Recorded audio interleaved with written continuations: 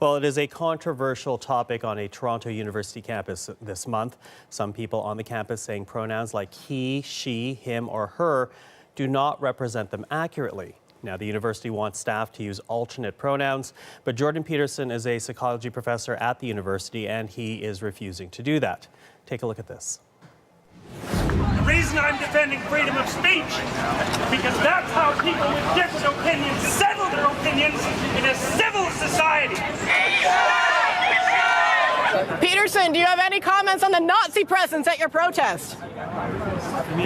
The presence of Nazis and white supremacists assaulting people at your protest. Do you have any comment on that? Yeah, I don't like Nazis. I'm speaking out the way I'm speaking out because I think this is a route to no violence. And violence is lurking. And you can say that that sounds like a threat. There was no violence at our protest, though. I just asked, would you refer to me if it wasn't for this law, and I asked you to refer to me with they, them pronouns, would you? And your answer was no. Not if I was compelled to. But we're saying... So just an example of how things have become heated at the University of Toronto. That scene showing different groups of students, some confronting the professor about his position, others supporting him. Now, Peterson says this is about free speech, but A.W. Pete is also a professor at the University of Toronto who says that Peterson's language is abusive. Joining us right now is Professor Jordan Peterson, as well as Professor A.W. Pete. Thank you for joining us today. Thanks. Professor Peterson, let's begin with you. Why are you against the use of alternate pronouns? I'm against the use of legislation to determine what words that myself and other people are required to utter. But would you use alternate pronouns if a student asked you to? I think I've made my position on that clear already. Well, perhaps not to our audience at home who are just being introduced to this. Would you use alternate pronouns? And why not? Because I don't believe that other people have the right to determine what language I use, especially when it's backed by punitive legislation. And when the words that are being required are the constructions, they're artificial constructions of people I regard as radical ideologues whose viewpoint I do not share. Well, we have a graphic to show our audience at home, just some of the pronouns being used or asked to be used as alternates. Among them you see here Z or Zim, Z or here, Z or Zir, also hey, or a rather, and per. So just some of the alternate pronouns there. Professor Pete, when you hear Professor Peterson saying that this is oppressive, how do you respond to that? The Peterson drama has done real harm to real people on campus. He's made it harder to be transgender or non-binary. I know this from personal experience. I'm non-binary and transgender, and I know how it's felt to be on the U of T campus for the last month. And I also know from private communications with other affected people. In New Zealand, where I grew up, academics have a statutory role enshrined in the Education Act to be a critic and conscience of society. So I think that's an idea worth exporting to Canada. So I'd like to give Peterson about a B+ for his critic role recently, and an F for the conscience part. A student once said to me when I finally obtained tenure, "Now, Professor, now that you have obtained superpowers, you must agree to use them for good, for peace and justice." So I invite Peterson to start doing more of that. Well, Professor Peterson, those who are asking for this alternate use of alternate pronouns, they are saying it boils down to respecting their human rights. How do you respond to that? I don't think it boils down to respecting their human rights. I think that it's an imposition on freedom of speech that's being implemented at a legislative level. I also think that if there was a naturally evolving solution to the linguistic problem that's being posed by a small fraction of the transgender community, that people would have already adopted it. We've never had a situation in the usage of English before that required legislation to produce a transformation in the manner in which people spoke. And it's a very dangerous precedent. So it's one thing to tell people what they can't say. So, for example, we have legislation making it illegal to do such things as deny the Holocaust. It's a completely different thing to demand that people use certain words when they're formulating their own ideas. And it's also absurd. I mean, here's one thing that's happened that I don't believe the formulators of this legislation ever foresaw. So in New York City, for example, there are now 31 protected gender identities. And I see no reason whatsoever why each of those gender identities can't demand the use of their own pronoun. And that absurd things like that have been happening on the University of Michigan campus, for example, where students have been given permission to tell faculty members and others what pronouns they're to be addressed by, and they're multiplying rapidly out of control. So the law is bad from an ethical perspective. It's sloppily written, and besides that, the solution that it imposes is practically untenable. Well, sorry, excuse me for jumping in, but I want to bring in Professor Pete here because we did show those words to our audience at home, and perhaps the control room can show it to our audience once again. When you look at those alternate pronouns, I think it's fair to say that some people will see that at home and see that as very unwieldy, if you will. What do you say to those types of criticisms, including the one that you just heard from Professor Peterson? Well, I'd like to encourage people struggling with this to be kind as their first impulse. You know, we call somebody what they want to be called in our society. For instance, I don't call somebody Julie if they prefer to be called Jordan. That's just basic human courtesy. Here's a great little tip for people who are despairing at the possibility of remembering all those pronouns. What I do is just program in the pronoun next to the person's name in my smartphone. So whenever I'm out and about and I've forgotten whether one of my trans friends uses ze or zer or they or them or something else, I just look it up and it's really super easy. One thing I'd like you to really look at in regard to this controversy is to watch out for who's getting centered in a discussion. Political correctness is code that powerful people use when they're annoyed that they're actually not the center of attention in any given discussion. And Bill C-16 is actually not about cisgender people. It's about protections for transgender people. And that's not, it's not about Jordan Peterson. So, we should have people learning to listen more. We have 2 ears and 1 mouth for a very good reason. When things get political, I like to ask who benefits and who gets to decide the rules of the game. So, mostly with this Peterson controversy, which is really just a small drama, a tempest in a teapot, he could just get over learning to program a few pronouns into his phone. By the way, I only have half a dozen or so that I actually use on an everyday basis, so it's not all that difficult. Professor Peterson, sorry, Professor Peterson, I'm going to jump in because I think Professor Peterson wants to get in on that. Yeah, well, kindness is the excuse that social justice warriors use when they want to exercise control over what other people think and say. So, if we're bandying back and forth our differences in values, I would say that the highest possible value is truth, and that one of the concomitants is that we need stringent protection for freedom of speech so that we can utter the truths that we see fit. And I think that that's a value that's much higher than kindness, for example. I mean, there's lots of situations in life where kindness in the immediate present is not the appropriate way to react at all. But so, for example, when you discipline children, you often hurt their feelings in the short term so that they can learn to behave properly in the medium to long term so that their lives go well. And so this automatic assumption that the people on the social justice warrior side of the equation are motivated only by kindness when they're also clearly motivated by power is something I find completely untenable. And I don't think that Pete's solution to program my cell phone so that I can remember what names people need to be called is a reasonable solution at all. We're actually supposed to now use electronic devices to bolster our ability to speak freely in case we offend someone? Is it so difficult to remember a pronoun? You remember somebody's first name, you remember their telephone number.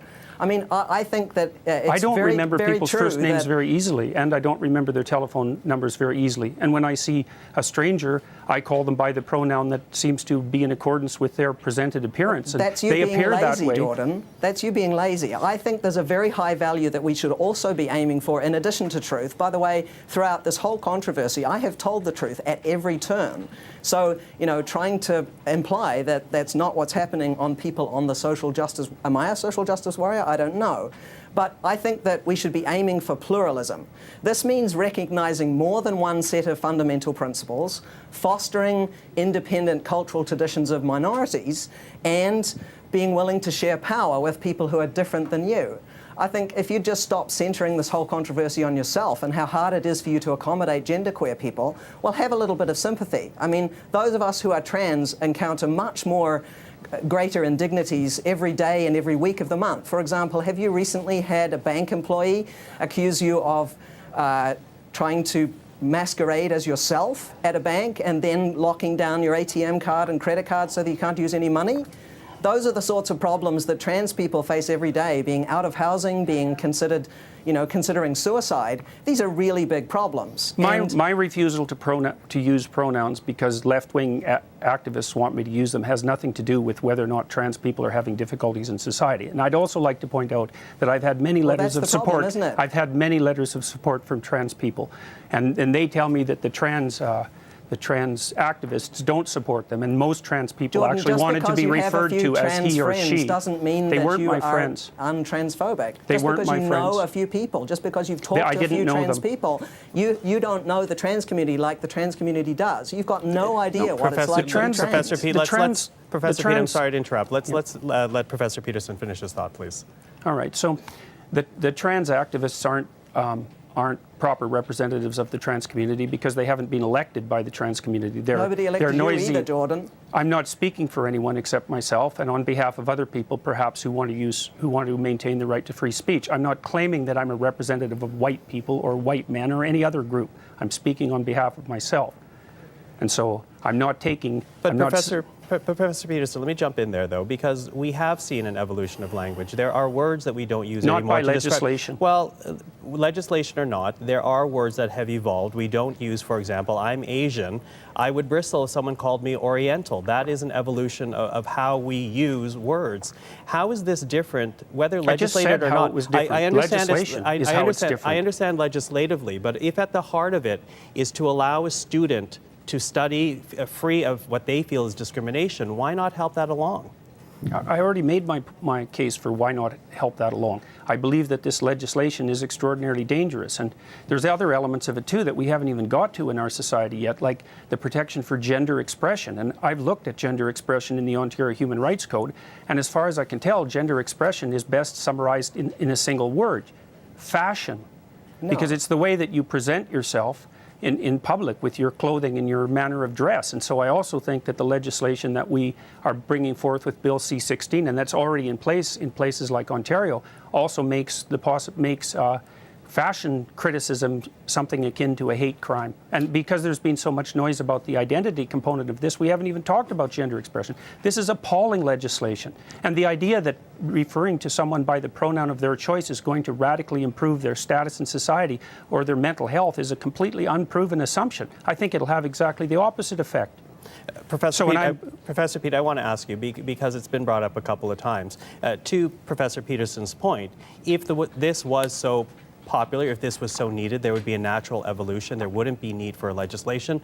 Why the need for legislating this as opposed to allowing it to evolve naturally? Well, Bill C-16 and the Ontario Human Rights Code do not actually legislate pronoun usage. They don't specify 31 genders or anything of the kind. But let me jump in, though. The university is essentially telling, at this point, its human resources people to use alternate pronouns, in a way legislating their staff to do this. No, wait, the legislation the legislation also requires it, and the university made clear their concordance with that assumption on my part by mentioning in the letter that asked me to silence myself that I'm required to act in accordance with the provisions of the Ontario Human Rights Act. And so the university knows full well that the legislation does precisely what I suggest it does.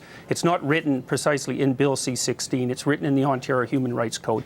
And if you read the Ontario Human Rights Commission policies on such things, you'll see very rapidly that utilization of preferred pronouns is part of the legislative package. So and they're actually, if you read the legislation, Jordan, you will find out that they're actually called correct pronouns. There's no preference about this. There is on the Ontario. There is on the Ontario Human Rights Commission website where the policy is laid out, and if people don't believe that, they can just go look themselves. Professor Pete, when you hear that this is a free speech issue, that you hear Professor Peterson in this case essentially saying that he doesn't want to be legislated to adopt new language, what's your response to that? Well, I share a number of Jordan's concerns about freedom of speech and academic freedom on campus. These are both very, very important principles, and they should apply regardless of what kind of politics you like. For example, if you're a left-winger or a right-winger or an up-winger or a down-winger or whatever it is. But you know, the reason why we have laws that protect academic freedom and freedom of speech is primarily to prevent government interference in individuals' lives, in their business. It's there really mostly to protect against a form of structural violence.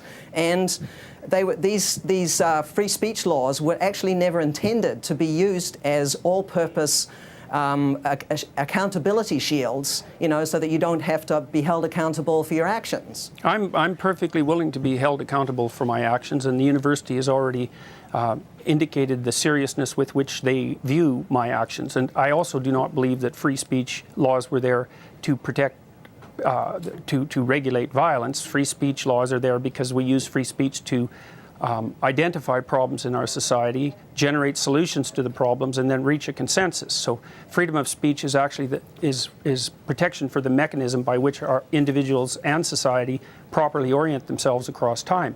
It's not even a principle, it's the fundamental method by which our societies manage to maintain the stability that they do maintain. And it's one of the ways we do that, yes. Well, I would say that it's the fundamental way. So, and I mean, I think we could have a reasonable discussion about that, but because freedom of speech is so tightly tangled up with the means by which we solve problems, I mean, I think, and then I talk, but I get corrected when I speak publicly, and the fact that I'm being corrected constantly by the people that I'm speaking with helps orient my speech properly and helps orient public discussion properly.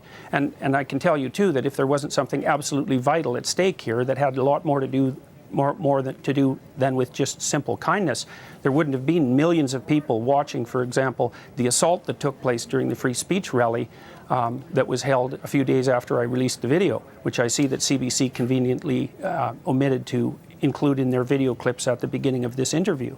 Well, Professor Peterson, we do want to thank you. We're sorry we're out of time here, but I want to thank both of you for joining us today. That is the University of Toronto professors Jordan Peterson and A.W. Peat, talking about what has become a very big controversy at the University of Toronto and beyond. Well, it is a controversial topic on a Toronto University campus this month.